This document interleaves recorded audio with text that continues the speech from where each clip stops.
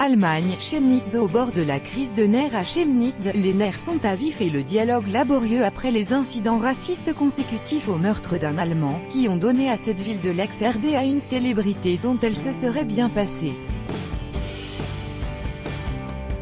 Nous ne sommes pas tous des nazis, lâche dans un soupir Rittal, 60 ans, tout ce qu'on entend et voit sur Chemnitz, cela ne reflète pas la réalité, assure à l'AFP cette pharmacienne qui vit depuis 50 ans en attendant patiemment d'entrer dans les bâtiments du club de football local. Jeudi soir, le chef du gouvernement régional de Saxe Michael Kretschmer, membre du parti conservateur d'Angela Merkel, y a convié à un dialogue citoyen. Le rendez-vous était fixé de longue date.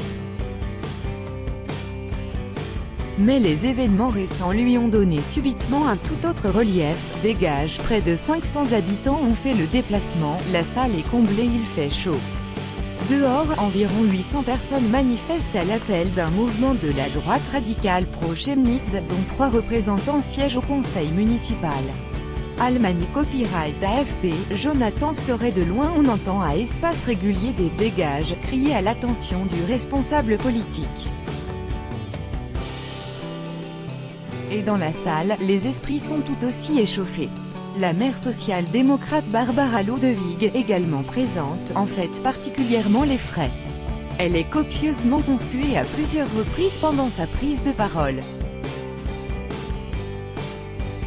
À Chemnitz, nous oscillons entre l'amour et la haine, constate-t-elle. Cette ville n'est pas d'extrême droite, cette ville n'est pas brune, clame de son côté Michael Kretschmer. Mais les images des incidents de Chemnitz, ou sur des vidéos postées sur les réseaux sociaux des manifestants font le salut hitlérien, et maintenant partout dans le monde, dit-il. Peu latente, on vit bien à Chemnitz, affirme pourtant Birgit Menzel, 22 ans en assurance de 59 ans venue elle aussi au dialogue citoyen. L'ancienne Karl Marx Stadt et ses industries qui s'étaient retrouvées ruinées après la réunification du pays en 1990 comme la plupart des cités de l'Allemagne de l'Est s'est relevée et donne une image proprette et verte. Le centre-ville est entièrement rénové, il y a beaucoup de théâtres, de musées. Pourtant, la sécurité est le thème numéro 1, il y a un sentiment de paix latente chez les personnes âgées notamment, attisées par l'extrême droite, estime Sabine Kuhnrich, qui s'occupe d'un mouvement citoyen pour la démocratie et la tolérance. Madame Menzel avoue ne pas trop comprendre les raisons de ces craintes. Les étrangers ? Nous n'en avons pas beaucoup ici, dit-elle, environ 7% sur une population de quelques 246 000 habitants.